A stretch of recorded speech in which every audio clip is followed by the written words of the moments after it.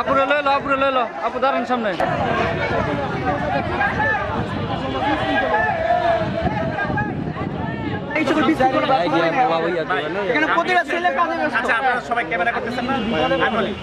আমরা সেনাবাহিনীর সাথে যোগাযোগ করছি, এই মুহূর্তে সেনাবাহিনী আসতেছে, সময় দাও 10 মিনিট। সেনাবাহিনীর আমরা তুলে দিব, আমরা কারো নাই হাত তুলব না।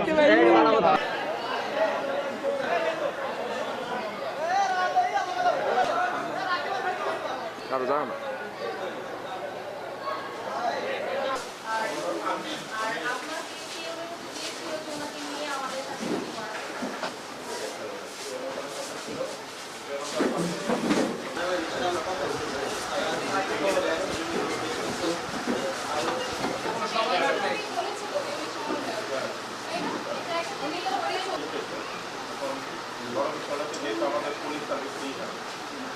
তাদের মূল টেন্ডেন্সি হচ্ছে ল অ্যান্ড অর্ডারটা আগে দেখে ওরা তারা একটু আবার থানায় যাবে।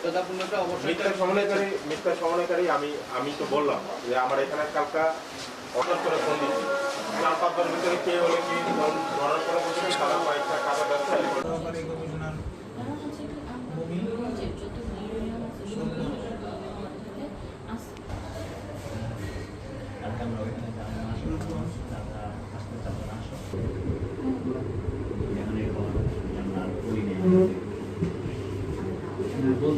আমরা যতটুকু জানি সেন্ট্রাল থেকে যে কোনো সমন্বয়ক বানায়নি, তো ওই ক্ষেত্রে উনি হচ্ছে রূপগঞ্জ এরিয়াতে সমন্বয়ক দাবি করে যাচ্ছিলেন।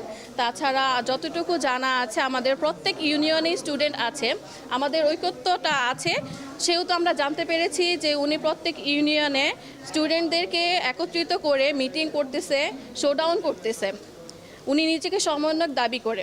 আমরা ওনার যখন আইডেন্টিটি বের করার জন্য চেষ্টা করছিলাম তখন আমরা জানতে পারি যে ওনার পাস্ট একটা ব্যাকগ্রাউন্ড আছে, ওটা ছাত্রলীগের সাথে জড়িত। ওনার কিছু পিকচার্স আমরা কালেক্ট করি। আমরা যখন ইউনো স্যারের কাছে আসি তো তখন ইউনো স্যার আমাদের কথা শুনে তারপরে ওনার যেই এসিলেন্ট আছে বা ওনার সাথে যারা আছে তারাও যে বিষয়টা প্রত্যক্ষ করছে। তারপরে সবাইকে এখানে ডাকাইছে, আমাদের স্টুডেন্ট সহ ওই যে যিনি আসছিল মানে যিনি নিজেকে সমন্বয়ক দাবি করছে তিনি সহ আমরা সবাই এখানে আসছি।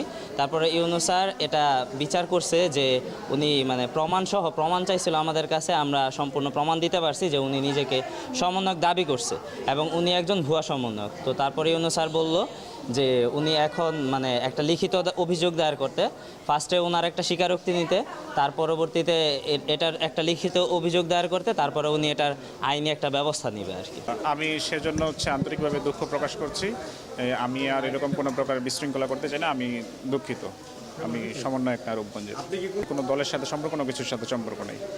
আমি যেহেতু ওইখানে একজন ঢাকা বিশ্ববিদ্যালয়ে আন্দোলন করেছি এবং হাসনাতের আমার ক্লোজ ছোটো ভাই, এবং তার সাথে মানে আমি পরামর্শ করছিলাম যে আমি এটা কালেক্ট করছি, আমি কোনো কমিটি করতে যাচ্ছি না, আর আমি কোনো সমন্বয়ক না, সেন্ট্রাল থেকে আমি কোনো সমন্বয়ক না, আমি ভুয়া সমন্বয়কারী। আমি সেজন্য দুঃখ প্রকাশ করছি। আমার উদ্দেশ্য ছিল, আমি এর আগে ইউনুস স্যার বলেছে যে আমি বিভিন্ন ধরনের দেখা গেছে যে মানে হয়রানির শিকার, রাজনৈতিক হয়রানির শিকার। তো আমার উদ্দেশ্য ছিল আমি যদি একটা সুন্দর অর্গানাইজ হতে করতে পারি, দিতে পারি, তাহলে যারা প্রকৃত মানে আন্দোলন করেছে, কাজ করেছে এবং তাদের নামটা সেখানে যায়। এটা আমি হাসনাদের সাথে আলোচনা করে আসছি, হাসনাত আবদুল্লাহর সাথে। হাসনাত আবদুল্লাহ সেন্ট্রাল সমন্বয়ক। হ্যাঁ, অবশ্যই কথা বলে দিব, অবশ্যই। এখন তো ফোন নাই,